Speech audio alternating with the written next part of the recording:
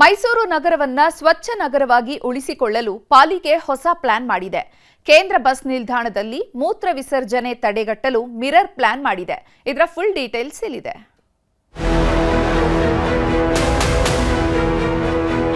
ಕೇಂದ್ರ ಸರ್ಕಾರ ದೇಶ ಶುಚಿಯಾಗಿ ಇರಲಿ ಅಂತ ಸ್ವಚ್ಛ ಭಾರತ್ ಯೋಜನೆ ತಂದಿದೆ. ಇದಕ್ಕಾಗಿ ಮೋದಿ ಸರ್ಕಾರ ಕೋಟ್ಯಾಂತರ ರೂಪಾಯಿ ಕೂಡ ಖರ್ಚು ಮಾಡ್ತಿದೆ. ಆದ್ರೆ ಜನರು ಮಾತ್ರ ಎಲ್ಲೆಂದ್ರಲ್ಲಿ ಕಸ ಹಾಕೋದು, ಸಿಕ್ಕ ಕಡೆ ಸೂಸು ಮಾಡೋದು, ಎಲ್ಲೆಂದ್ರಲ್ಲಿ ಉಗುಳೋದು ಮಾಡ್ತಿದ್ದಾರೆ.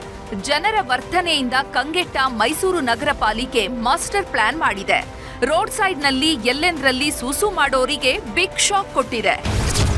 ಸಿಕ್ಕಲ್ಲಿ ಮೂತ್ರ ವಿಸರ್ಜನೆಗೆ ಬ್ರೇಕ್. ಮೈಸೂರು ಪಾಲಿಕೆಯಿಂದ ಮಿರರ್ ಶಾಕ್. ಮೈಸೂರಿನ ನಗರ ಬಸ್ ನಿಲ್ದಾಣ ಗಬ್ಬೆದ್ದು ನಾರ್ತಾ ಇತ್ತು.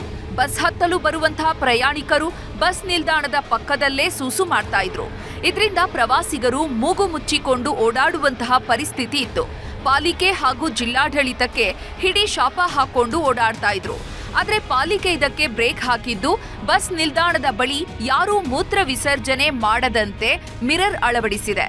ರಸ್ತೆ ಬದಿಯ ಗೋಡೆಗೆ ಕನ್ನಡಿ ಅಳವಡಿಸಿದ್ದು ಜನರು ಮೂತ್ರ ವಿಸರ್ಜನೆಗೆ ನಿಂತರೆ ಮೂತ್ರ ವಿಸರ್ಜಿಸುವುದನ್ನ ತಾವೇ ನೋಡುವಂತಾಗಿದೆ. ಜೊತೆಗೆ ರಸ್ತೆಯಲ್ಲಿ ಓಡಾಡುವಂತಹ ಜನರಿಗೂ ಅದು ಕಾಣುತ್ತೆ. ಹೀಗಾಗಿ ಯಾರೂ ಸಹ ಇಲ್ಲಿ ಮೂತ್ರ ಮಾಡ್ತಿಲ್ಲ. ಪಾಲಿಕೆಯ ಹೊಸ ಐಡಿಯಾದಿಂದ ಸದ್ಯ ನಗರ ಬಸ್ ನಿಲ್ದಾಣ ಕ್ಲೀನ್ ಆಗಿದೆ. ಗೋಡೆ ಕಂಡ ಕ್ಷಣ ಸೂಸು ಮಾಡೋರು ಸಹ ಮಿರರ್ ನೋಡಿ ಮುಜುಗರದಿಂದ ವಾಪಸ್ಸಾಗ್ತಿದ್ದಾರೆ. ಇಂತಹ ಐಡಿಯಾಗಳಿಂದ ಮೈಸೂರು ಮತ್ತೊಮ್ಮೆ ಸ್ವಚ್ಛ ನಗರ ಪಟ್ಟಕ್ಕೇರುತ್ತಾ ಕಾದು ನೋಡಬೇಕು. ಕ್ಯಾಮರಾ ಪರ್ಸನ್ ರಾಹುಲ್ ಜೊತೆ ಆನಂದ್, ನ್ಯೂಸ್ 18 ಮೈಸೂರು. ಮತ್ತಷ್ಟು ಪ್ರಮುಖ ಸುದ್ದಿಗಳನ್ನ ಕನ್ನಡ ನಾಡಿ ಎಕ್ಸ್‌ಪ್ರೆಸ್‌ನಲ್ಲಿ ನೋಡೋಣ. ಹಾಸನದ ದಬ್ಬಳಿಕಟ್ಟೆಯಲ್ಲಿ ಅರ್ಜುನನ ಪುತ್ಥಳಿ ಉದ್ಘಾಟನೆ. ಸಚಿವರಾದ ಈಶ್ವರ ಖಂಡ್ರೆ, ಕೃಷ್ಣ ಭೈರೇಗೌಡರಿಂದ ಲೋಕಾರ್ಪಣೆ. ಇದು ನ್ಯೂಸ್ 18 ಬಿಗ್ ಇಂಪ್ಯಾಕ್ಟ್. ರಾಜ್ಯದಲ್ಲಿ 3 ದಿನ ಮಳೆ ಎಚ್ಚರಿಕೆ. 16 ಜಿಲ್ಲೆಗಳಿಗೆ ಯೆಲ್ಲೋ ಅಲರ್ಟ್. ಬೆಂಗಳೂರಿನ ಹಲವೆಡೆ ವರುಣನ ಅಬ್ಬರ. ಶೃಂಗೇರಿ ಮರುಮತ ಎಣಿಕೆಯಲ್ಲಿ ಗೆದ್ದ ಬಿಜೆಪಿ ಶಾಸಕ ಜೀವರಾಜ್ ಕೊನೆಗೂ ಶಾಸಕರಾಗಿ ಪ್ರಮಾಣವಚನ ಸ್ವೀಕಾರ ಮಾಡಿದ್ದಾರೆ. ಗವರ್ನರ್ ಮಧ್ಯಪ್ರವೇಶದ ಬಳಿಕ ಜೀವರಾಜ್ ಪದಗ್ರಹಣ ಮಾಡಿದ್ದಾರೆ. ಈ ಮಧ್ಯೆ ಕೈಕಮಲ ನಾಯಕರ ವಾಗ್ಯುದ್ಧ ಹೇಗಿತ್ತು ನೋಡಿ. ಶೃಂಗೇರಿ ಶಾಸಕರಾಗಿ ಜೀವರಾಜ್ ಪದಗ್ರಹಣ. ಶಾರದಾಂಬೆ ಹೆಸರಿನಲ್ಲಿ ಪ್ರಮಾಣ ವಚನ ಸ್ವೀಕಾರ. ಡಿಎನ್ ಜೀವರಾಜ್ ಎಂಬ ಹೆಸರಿನವನಾದ ನಾನು ವಿಧಾನಸಭೆಯ ಸದಸ್ಯನಾಗಿ ಶೃಂಗೇರಿ ಶಾರದಾಂಬೆಯ ಭಗವಂತನ ಹೆಸರಿನ ಮೇಲೆ ಪ್ರಮಾಣ ಮಾಡುತ್ತೇನೆ.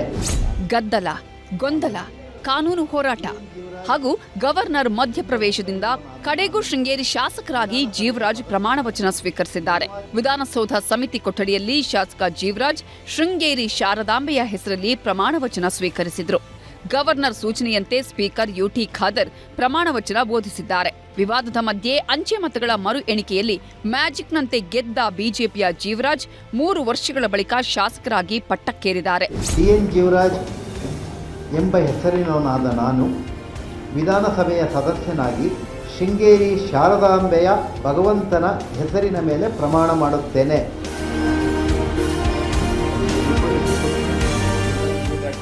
ಶಾಸಕರಾಗಿ ಆಯ್ಕೆಯಾಗಿ ವಿಧಾನಸೌಧಕ್ಕೆ ಬರ್ತಿದ್ದಂತೆ ಶಾಸಕ ಜೀವರಾಜ್ ವಿಧಾನಸೌಧದ ಮೆಟ್ಟಿಲುಗಳಿಗೆ ನಮಸ್ಕರಿಸಿದ್ರು. ಆ ಬಳಿಕ 4ನೇ ಬಾರಿ ಶಾಸಕನಾಗಿ ಪ್ರಮಾಣ ವಚನ ಸ್ವೀಕರಿಸಿದ್ರು. ಈ ವೇಳೆ ಮಾತಾಡಿದ ಜೀವರಾಜ್ ಸತ್ಯಕ್ಕೆ ಜಯ ಸಿಕ್ಕಿದೆ ಅಂದ್ರು. 4ನೇ ಬಾರಿ ಶಾಸಕನಾಗಿ ಪ್ರಮಾಣ ವಚನವನ್ನು ಸ್ವೀಕಾರ ಮಾಡಿದ್ದೇನೆ. ನನಗೆ ಅತ್ಯಂತ ಸಂತೋಷ ಆಗಿದೆ. 3 ವರ್ಷಗಳ ಸತತ ಹೋರಾಟದ ನಂತರ ನ್ಯಾಯಾಲಯದ ಅಲ್ಲಿ ನ್ಯಾಯ ಕೊಟ್ಟಿದ್ದರಿಂದಾಗಿ ನಾನಿವತ್ತು ಶಾಸಕನಾಗಿ ಆಯ್ಕೆಯಾಗಿ ಪ್ರಮಾಣ ವಚನ ತಗೊಂಡು ಬಂದಿದ್ದೇನೆ. ಈ ಸ್ಪೀಕರ್ ಚೇರ್ ಅಥವಾ ಜವಾಬ್ದಾರಿ ಬಗ್ಗೆ ಚರ್ಚೆ ಆಗುವಂಥ ಅವಕಾಶ ಮಾಡಿ ನಾವು ಕೊಡಬಾರ್ದು. ಸಮಯ ಅವಕಾಶ ಪಡೆದುಕೊಂಡು ನಾನು ಇವತ್ತು ಅದನ್ನು ಪ್ರಮಾಣ ವಚನ ಸ್ವೀಕರಿಸ್ತೇನೆ. ಸಂವಿಧಾನಬದ್ಧವಾಗಿ ನಿಯಮಕ್ಕನುಸಾರ ನಾವು ಮಾಡೋ ಕೆಲಸ ಮಾಡಲೇಬೇಕು. ಇದರಲ್ಲಿ 2023ರ ಚುನಾವಣೆ ವೇಳೆ ಶೃಂಗೇರಿಯಲ್ಲಿ ಅಕ್ರಮ ನಡೆದಿದೆ. ಕಾಂಗ್ರೆಸ್ ಅಧಿಕಾರಕ್ಕೆ ಬಂತು ಎಂದು ಗೊತ್ತಾಗ್ತಿದ್ದಂತೆ ಅಧಿಕಾರಿಗಳು ಒತ್ತಡಕ್ಕೆ ಮಣಿದು ಹೀಗೆ ಮಾಡಿದ್ದಾರೆ. ಈ ಬಗ್ಗೆ ಸಿಬಿಐ ತನಿಖೆ ಆಗಬೇಕು ಅಂತ ಆಗ್ರಹಿಸಿದರು. Ballot paper first count ಮಾಡಬೇಕಾಯಿತು.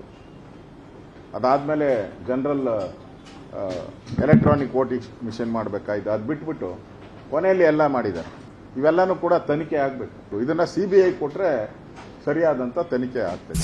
Sringeri ಮರುಮತ ಎಣಿಕೆ ವಿಚಾರವಾಗಿ ಮೈಸೂರಲ್ಲಿ ಸಿಎಂ ಸಿದ್ದರಾಮಯ್ಯ ಮತ್ತೆ ಓಟು ಡಕಾಯಿತಿ ಎಂದು ಆರೋಪ ಮಾಡಿದ್ರು. ಅಂಚೆ ಮತಗಳನ್ನ ಖುದ್ದು ಜೀವರಾಜ್ ಮತ್ತು ಚುನಾವಣಾ ಸಿಬ್ಬಂದಿ ಸೇರ್ಕೊಂಡು ತಿದ್ದಿದ್ದಾರೆ ಅಂತ ಕಿಡಿಕಾರಿದ್ರು. ಕೌಂಟಿಂಗ್ ಆದ್ಮೇಲೆ ಬಾಕ್ಸ್ಗಳನ್ನ ಕೊಟ್ಟು ಕಳಿಸ್ತಾರೆ. ಆ ಟೈಮ್ನಲ್ಲಿ ಬಿಜೆಪಿಯವರು ಮತ್ತೆ ಕ್ಯಾಂಡಿಡೇಟು ಈ ಸಿಬ್ಬಂದಿ ಅವರೆಲ್ಲ ಸೇರ್ಕೊಂಡು ಮಾಡಿದ್ದಾರೆ. ಇದೆಲ್ಲ ಡೌಟ್ ಅಲ್ಲ, ತಿದ್ದಿದ್ದಾರೆ.